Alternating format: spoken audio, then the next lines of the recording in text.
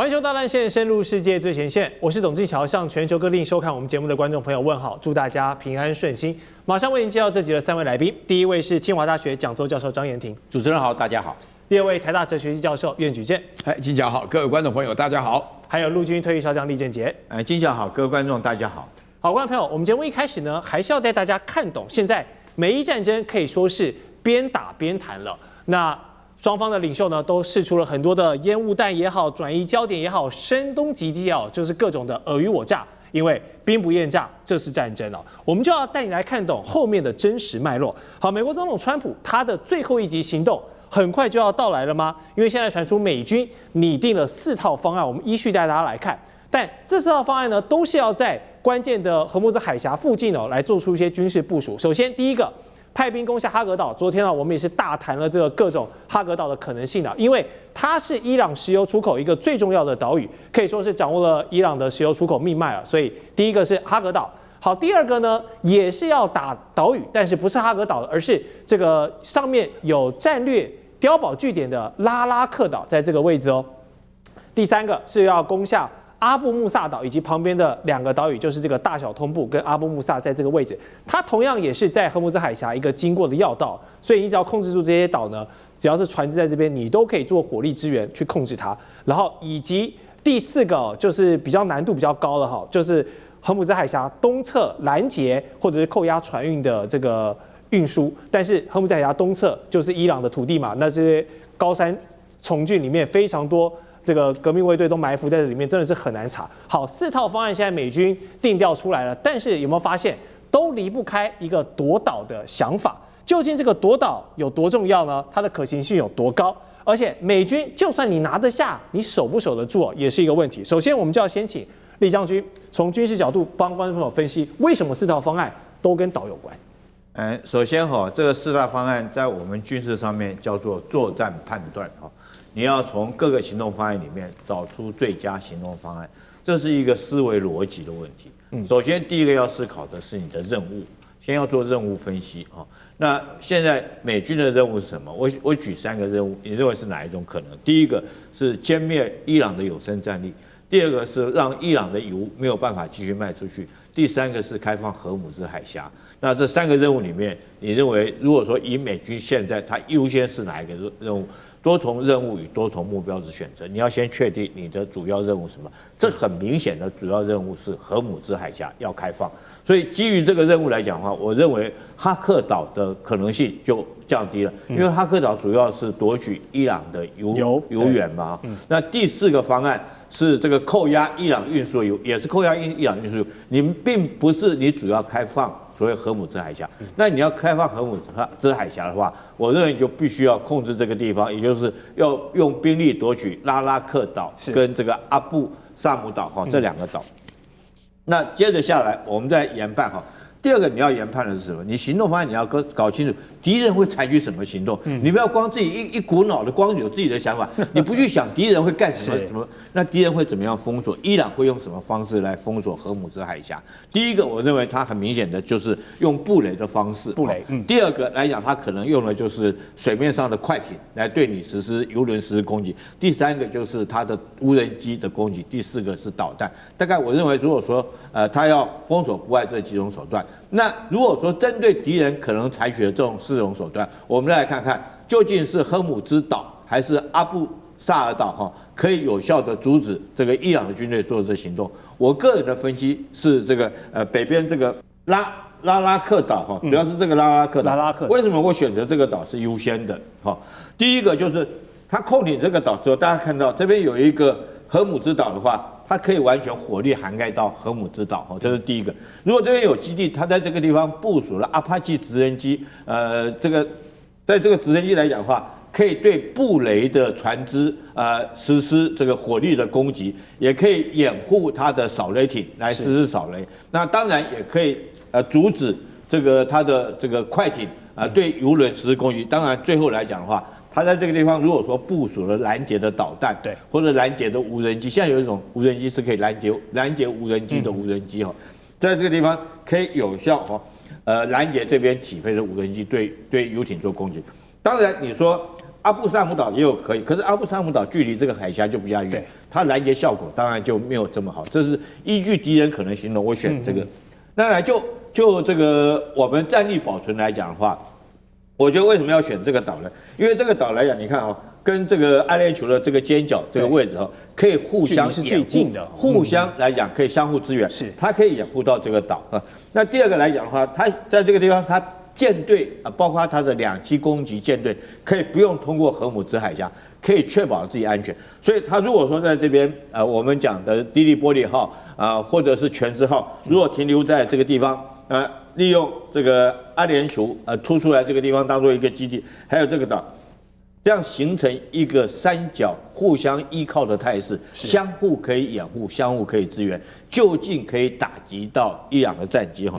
所以我认为，如果说按照这4个方案来讲的话，我认为要达成任务，就一定要控制这个地方，才可以有效的掩护油轮开放荷姆兹海峡。了解。那你当然夺取这个我们讲的这个克什姆岛来讲的话哈，克什姆岛不是夺取。这个哈克岛啊，在这边，如果夺取哈克岛的话，距离太远了，480公里，而且昨天我们也分析过了嘛，在这个地方风险太大，主要是但你把它油打掉，你达不到开放海峡，你要威胁它。用它来当做交易的筹码。如果伊朗不服你的话，你也达不了手。你封锁这边，对不对？如果伊朗说我油就不出去了，我也不运油出去，那你敢不敢去这个对其他国家可以？他让你通过了，包括中国的油轮啊，包括到你友邦国家，你美国也不敢把它拦下来，就反而造成自己对于盟邦国家的不友善。所以我认为纯粹就军事角度来看的话，我认为夺取的这个。拉拉克是可行性最高，而且是最容易达成任务的一个行动方案，所以我选择这个岛。了解，好，谢谢厉将军的分析。确实，我们刚刚看这个地图的相对位置，拉拉克岛可以形成一个有效的支点哦，来控制荷姆兹海峡。不过未来美军跟五角大厦那些高层怎么想，我们还有待静观其变。但是上述这些夺岛作战呢，都离不开人啊，人要去打仗，所以要庞大的地面部队。所以美军的中央司令部已经证实哦，美军当前他们在中东地区已经集结了5万人喽。陆海空的战力包括了林肯号的航母打击群、F-35、F-18、F-15各式的战机，还有正在抵达要会师的82空降师跟第31海军陆战队的远征队哦。那伊朗，大家这阵子看它，虽然都是用一些低成本，但是可以不断消耗你的武器来讲，但是可别忘了，伊朗的这个武力排行在全球啊，他们也有排名第16的总兵力。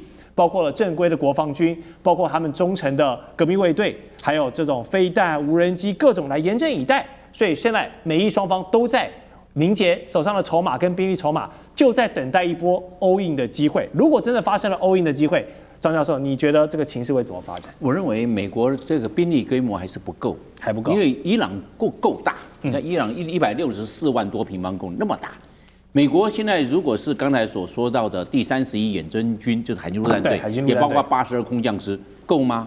你这样子，你的战略目标是什么？你人就那么多，筹码就那么大，你就只能夺岛，或者是想要控领荷姆兹海峡，我都认为有点吃力，有点吃力了。对你这个兵力规模，你要非常大的兵力规模，可能是5万、10万。我们不要讲到越战50万，对不对？越南才30万平方公里啊，这个是164万平方公里，你怎么让这个伊朗来屈服？兵力规模，我认为要地面战，你兵力规模不大，那你会不会容易？你要让敌人屈服，我认为没有办法。而且它规模大算，它还分散。你刚刚讲的这5万个，那它分散在各个地方啊，巴林、科威特、伊拉克也有，还有阿联酋，还有沙烏地阿拉伯，还有约旦。还有安曼也有啊，都整个是散开的分散，它没有形成集中。你地面要集中啊，不然你分散，你怎么样去投入？我认为兵力不足是最大的问题。第二个，我认为后勤规模，你后勤打后勤，你火力够不够？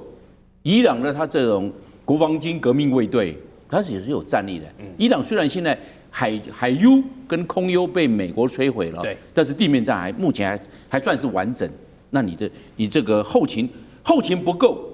那你火力就不足，你火力不足，面对伊朗的国防军革命卫队，你能够达到多少的战略效果？我认为就是相当有限。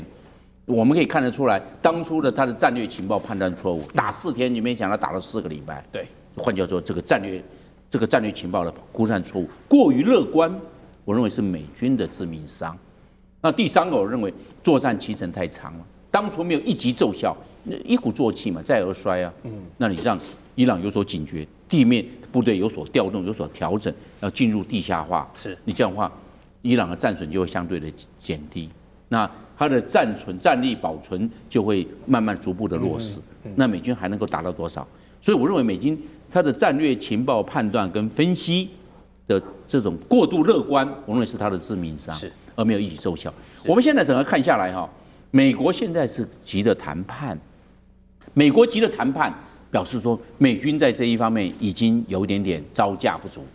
美军如果够顺风顺水来玩吧，我已经 all in， 大家来，那不怕了。他现在也感觉到有点结束，因为他面对两个大的压力。第一个，联合国安理会并没有授权美国出兵，没错，你压力大不大？这是你自己单独性，确实单方面做，正规性。对，第二个，他并没有得过美国的参众两院的授权，说通过了可以用，没有哎，他有时间压力，要在60天内结束用兵呢，不然你要参众两院会怎么来看？会对他做制约，对川普做约束，所以他时间压力会越来越急迫。那这样的话对美国用兵不好，他有时间的压力，有兵力规模这一方面综合因素看起来的话，我认为他逐次投入不妙，总共加起来地面部队只有8000人，他面对的是伊朗大军，他只有8000人，他的以小博大，我认为他玩太大，风险太高，他夺小岛，岛屿都是易攻难守，你攻得下来没有问题啊。我认为美国摧枯拉朽，轻而易举就把这几个小岛拿下来了。对，你要不守？现在伊朗天天拿无人机给你攻击，自杀无人机就跟你上去，你怎么办？你掩体够不够？你是不是要进入这样子就变成了容易由消耗战进入焦灼战？你进入焦灼，对美国那就要时间延宕哦，时间延宕对美国来讲是不利的哦。所以我认为他去夺岛，你的战略目的是什么？有没有达到真正的战略的价值跟效果？我认为都存疑耶。他有没有做个妥善的评估？我认为他目前没有啊，就感觉到故弄玄虚、故弄绅士。我认为那你就是几个岛，还有荷姆斯海峡，但是问题是，你把这个岛夺下来，荷姆斯海峡并没有办法开通。我拿无人机出来，对海峡上的目标做，尤其是游轮，全世界所有游轮并没有做进步防御系统，我对它做攻击，然后只要是不跟美国不跟以色列站队的都可以通过，只要美国以色列的就不行，我就无人机就过来，那你要怎么办？所以美国到现在为止还不敢派军舰护航，没错，因为风险太大。为什么？